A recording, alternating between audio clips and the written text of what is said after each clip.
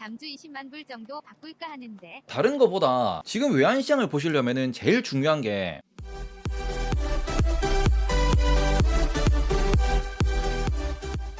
네이버보다 재미있는 테이버. 요게 얼마나 지금 불안정한 상황이 해결이 돼야 그래야 환율도 조금 좋아질 수 있다고 볼 수 있는 겁니다. 환율이 고점이냐 보면은 지금 고점이라고 볼 수 있는 이유가 지금 어떻게 보면은 불안 심리, 그러니까 피어가 극도로 높죠. 그러니까 달러 인덱스라고 부르는 친구가 어디까지 올라가 있냐? 지금 달러 인덱스가 104까지 올라가 있어요. 이건 제가 아침 태피셜에서 몇 번 말씀을 드렸는데 지금 달러 인덱스가 104라는 거는 이게 2000년도부터 집계가 되고 있습니다. 지금 103.15 올라가고 있죠. 오늘 어떻게 보면은 불안 심리를 자극하고 있으면서 달러에 대한 우선이 좀 더 달러를 더 매수하려는 이런 힘들이 많이 늘어나고 있다는 건데 맥스로 볼게요. 지금 현재 103이라고 하는 이 차트가 얼마나 높은 수준이냐에 대해서 우리가 좀 보셔야 되는데 103 레벨을 언제부터 2000년도부터 보시면은 처음에는 많이 높았어요. 왜? IT 버블이 터지면서 전 세계가 망하니 어쩌니 할 때 그 2001년도잖아요. 이때 뭐 IMF 터지고 난리 났을 때 요때 아시아 금융위기 터지면서 버블이 터지면서 그러면서 전 세계 9.11까지 터졌을 때 그때가 120 딱 찍고는 쭉 내려옵니다. 쭉 내려와요. 그러고는 계속 밑으로 내려왔죠. 계속 신흥국이 성장하고 중국이 성장하고 그러면서 달러 인덱스가 얼마? 70까지 내려갑니다.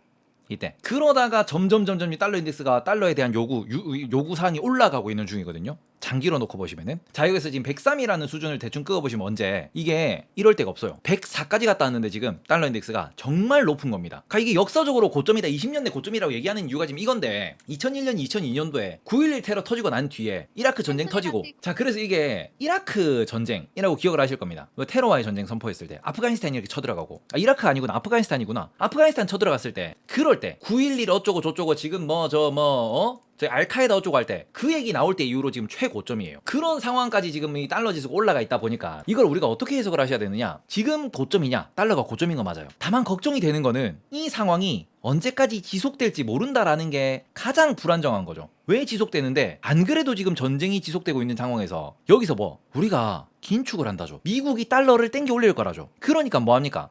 미국이 달러에 대한 이자를 올린다라고 하면은 달러에 대한 수요가 더 올라갈 거니까. 그래서 달러 인덱스가 더 올라갈지 안 올라갈지는 어차피 이건 선진국 간의 비율이니까 이거는 고점이라고 치더라도 야 신흥국도 버틸 수 있냐라는 고민을 하는 거죠. 이걸 왜 그렇게 우리가 생각할 수 있냐 그러면은 지금 달러 인덱스라고 하는 요것의 구성을 보시면은 어디 유로 이거 50%입니다. 유로가 전부예요. 그리고는 그 외의 절반을 엔화, 그리고는 파운드화, 그리고는 스위스 프랑, 그리고는 캐나다 달러예요. 그러니까 얘들이 그 달러 인덱스를 구성하는 친구들인데 지금 이번 주에 나온 얘기 누구냐? 유로에서 언제부터 3분기부터 2022년 요때부터 긴축을 한다 그랬습니다. 금리 올린다 그랬어요. 캐나다는 이미 미국보다 먼저 긴축을 시작을 했고요. 스위스 같은 경우는 유로랑 같이 간다고 보시면 돼요. 파운드 같은 경우도 지금 긴축을 시작했습니다. 미국보다 속도가 빠릅니다. 에나 빼고는 전부 다 긴축 기조예요. 그러니까 지금까지는 미국이 금리를 시게 올릴 거라고 하니까 달러로 수요가 막 휩쓸려 가던 게 지금 달러 인덱스가 조금 꺾이는 모습을 보이는 건 뭐 때문이냐? 50%를 차지하는 유로가 얘들은 지금도 양적 완화를 하고 있고 지금도 자산 매입을 하고 있는데 자산 매입 프로그램을 언제? 3개월 뒤 정도 되면은 이제 안 할 거다 그랬죠. 그러면서 긴축한다, 금리 올리겠다 했죠. 그럼 이제 뭐예요? 얘가 대충 똔똔 정도는 볼 수 있다라는 거죠. 달러가 너무 높으니까 유로화가 지금 좀 저평가네? 이제 유로화를 살 수 있겠구나 라는 식으로 간다라고 볼 수 있거든요. 그럼 이렇게 놓고 봤을 때 지금 단기로 놓고 보면은 그럼 유로 언제 사야 될까요? 유로를 산다. 근데 지금 유로는 달러 대비로 저평가지 원화 대비로는 저평가 아니에요. 이 진짜 아이러니한 게 이거지. 왜냐면은 원화가 있을 때 원화는 달러 대비로 요렇게 됩니다. 달러가 강세지. 근데 보시면은 우리 약간 요런 느낌이거든. 달러가 지금 강세를 보이고 있고 원화가 약세를 보이는 과정에서 지금 우리나라 환율이 막 이렇게 골로 갔는데 여기에 유로화도 같이 약세인데 얘들은 비슷해.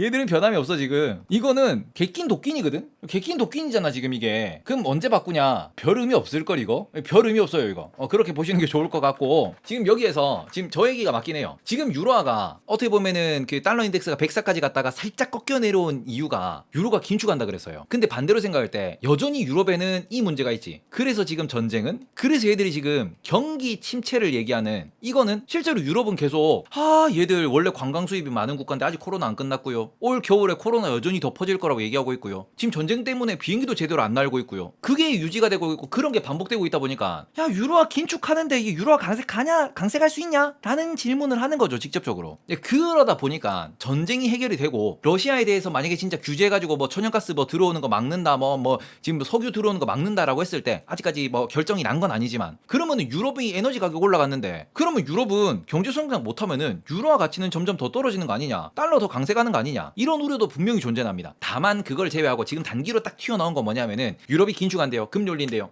유럽이 인플레이션을 잡아야 된대요. 자, 그러면서 유로화가 가치가 올라간대요. 그럼 달러 인덱스가 좀 떨어지죠. 그럼 여기서 반대급부로 뭘 생각할 수 있냐? 달러 인덱스가 떨어졌을 때 우리가 위안화나 아니면은 우리 원화 같은 걸 보셔야 되거든요. 달러 인덱스가 떨어진다고 하더라도 위안화가 여전히 약세일 수 있어요. 원화가 여전히 약세일 수 있어요. 무슨 소리냐? 유럽과 미국 사이에서의 균형만 요렇게 되면서 다른 나라는 모르겠고 이거 선진국 사이에서만 돈이 왔다 갔다 할 거야 하면은 이거는 오히려 우리나라 환율은 더 튈 수도 있는 상황이죠. 근데 저는 지금 원달러 환율이 어느 정도 고점을 찍고 있다라고 계속 이렇게 조금 관찰하고 조심스럽게 그렇게 말씀드린 이유는 뭐냐 그러면은 결국 중장기적인 추세 기준으로는 지금이 고점일 가능성이 높습니다. 왜? 위안화가 일단은 경기 부양한다라고 하면서 위안화가 무엇을 했습니까? 오늘 금리 내렸죠. 장기 금리 내렸습니다. 그럼 무슨 소리냐? 경기 부양한다 그러면은 지금 위안화가 코로나 터지고 계속 강세로 가다가 지금 위안화가 어짜 이러고는 상하이 봉쇄하면서 이렇게 떴거든요. 위안화 환율이. 그리고는 여기에서 요렇게 꺾였어요. 지금 위안화 환율 차트 보시면 요렇게 꺾였습니다. 코로나 이후로. 경기 부양한다고 하니까 지금 꺾여 내려왔다라는 거고 실제로 요게 요렇게 뜬 게 상하이 봉쇄 때문에 떴어요. 뜬 포인트가. 그리고는 우리나라가 완전히 이제 1270원에 처박혀가지고 위에서만 노는 것도 중국 경기가 안 좋다.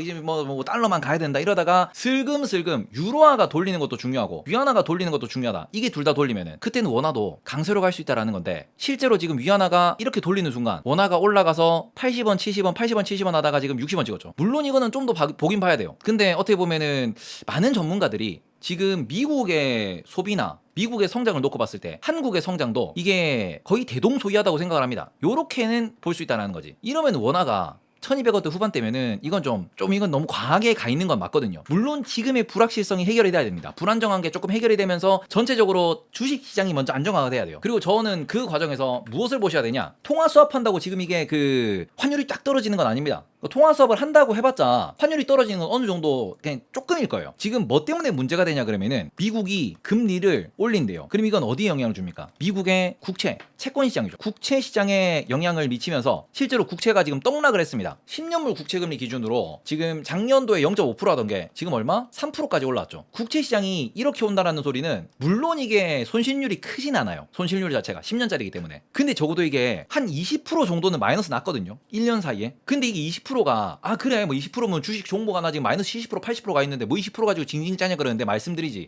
100조에 지금 마이너스 20%라고. 이게 100조 500조 1000조에 마이너스 20%라고. 작살나요 지금. 미국 자산시장 기준으로 역대에서 지금 가장 많은 돈이 녹아 없어졌다잖아. 왜 그러느냐? 이미 국채시장에서 몇백 조가 날아가서 지금. 자, 그 상황에서 국채시장 패닉이 나니까 어디로 갑니까? 이게 주식시장 패닉으로 같이 연결되죠. 그러니까 어떻게 보면 지금 말아 올려야 되는 가장 근본적인 게 뭐냐 그러면은 국채시장이 안정화가 돼야 그 다음에 주식시장이 안정화가 되는 거고요. 그리고는 지금 국채시장 흔들리고 주식시장 흔들리면서 동시에 흔들린 게 누구냐? 이러면서 외환시장이 흔들린 거죠. 그러니까 이게 먼저 안정화가 돼야 돼요. 이게 먼저. 그러니까 지금 질문의 요지는 이겁니다. 내가 지금 달러가 있는데 요 달러를 원화로 바꿔도 되겠냐? 환 차익을 노리고 싶다.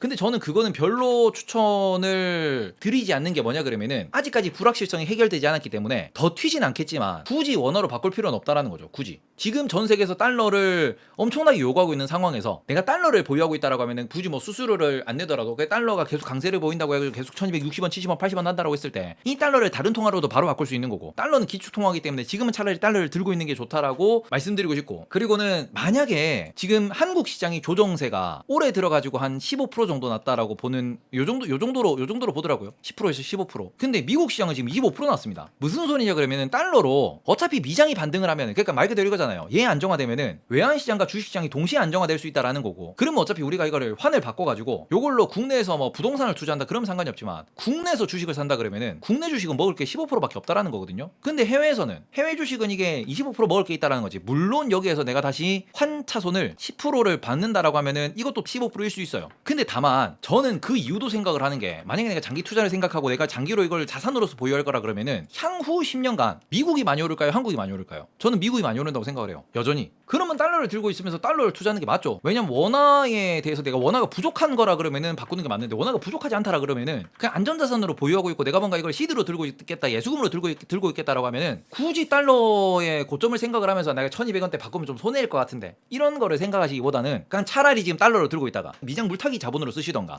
굳이 이거를 돈이 부족하지 않으면 지금 바꿀 필요는 없다라는 거죠. 어차피 외환시장에서 지금 외환시장이 이렇게 왔다 갔다 하는 게 아무리 수수료가 싸졌다고 하더라도 달러를 들고 있다 그래서 내가 원화를 당장 쓸 게 아니면은 내가 지금 당장 한국에 쓸 돈이 부족한 게 아니면은 저는 굳이 안 바꾸셨으면 좋겠습니다. 항상 말하는 게 위험할 때는 누구를 갖고 있어라? 달러를 갖고 있어라고 말을 하잖아요. 만약에 정말로 여기서 나스닥이 나락을 가요. 나스닥이 진짜 5000포인트 간다고 칩시다. 코스피가 만약에 진짜 다시 2000포인트 간다고 칩시다. 30%씩 여기 더 빠져. 50%씩 빠져. 그럼 원화는 어디 갈까요? 원화가 1500원 가요 그러면은 지금 추세면은 대신에 지금 장에서 횡보한다고 칩시다. 그럼 원화 어디 가냐? 얘 잘 가봤자 1250원? 더 못 빠질걸요? 더 빠지기 어려울걸. 왜냐면 원자재가 워낙 강세기 때문에 인플레이션에서는 결국 이제 점점 원화가 이렇게 점점 좋아지겠지. 수출을 많이 하고 미국에서 돈을 많이 받아오면은 점점 어떻게 보면은 원화가 안전해지겠지만 이게 연말 기준으로 1200원 밑으로 뚫고 내려간다라고 보는 사람은 거의 없어요. 올해 연말까지도 잘 가봤자 1230원, 잘 가봤자 1200원 이런 얘기 하거든요. 지금 환율에서 10%도 잘 안 움직여요. 전망치를 보면은. 근데 여기서 만약에 진짜 패닉이 오고 진짜 쇼크가 오잖아요. 위로는 20, 30% 그냥 쭉 올라간다고 봅니다. 그러니까 지금은 아직까지 위험이 그 뭐 경기 침체가 완전히 아니다, 올라간다 이렇게 확인된 게 아니기 때문에 지금은 달러를 보유하고 있는 게 좋지 않나. 오히려 저 같은 경우에는 그 고민도 하는 거지. 그러니까 오히려 저는 무슨 고민을 하고 있냐 그러면은 지금 내가 추가로 달러를 저는 어차피 지금 넷플릭스 때문에 달러가 지금 많이 부족해요. 그럼 이 상황에서 내가 추가로 지금 달러를 조금 더 환전을 해놓고 싶긴 한데 이걸 내가 1250원에서 달러로 들어갈 거냐 1230원에서 달러로 들어갈 거냐 이걸 고민하고 있어요 저는. 왜냐 연말까지 1200원 언더로 갈 확률이 매우 낮다라고 하면은 요 정도 들어가도 거의 4% 정도거든요. 그지 않아요? 거의 4% 정도. 수수료 포함 5% 정도는 내가 그냥 깔고 1250원에서도 내가 달러로 환전을 할까라고 지금 고민을 하고 있는 거죠. 지금 시점에서는 올해의 시황, 지금의 시황에서는 그 정도일 정도로 어떻게 보면은 저는 달러가 오히려 지금은 더 많이 들고 있어야 되는 자산, 더 많이 들고 있어야 되는 통화라고 생각을 하고 있습니다. 이 부분은 개인마다 의견이 분명히 다를 수 있는데 많은 분들이 동의하시는 건 이걸 거예요. 지금 당장 원화가 1280원에서 1100원으로 갈 수 있냐, 이 확률이 얼마나 되냐 했을 때 많은 투자자들은 이럴걸요. 2% 언더지 않을까요? 라고 생각하지 않을까요? 원화가 갑자기 1100원을 가? 못 갈걸? 그래서 올해 연말 기준으로 이게 1200원을 간다라고 이렇게 전망하시는 그런 외환 투자자들도 얼마나 될까?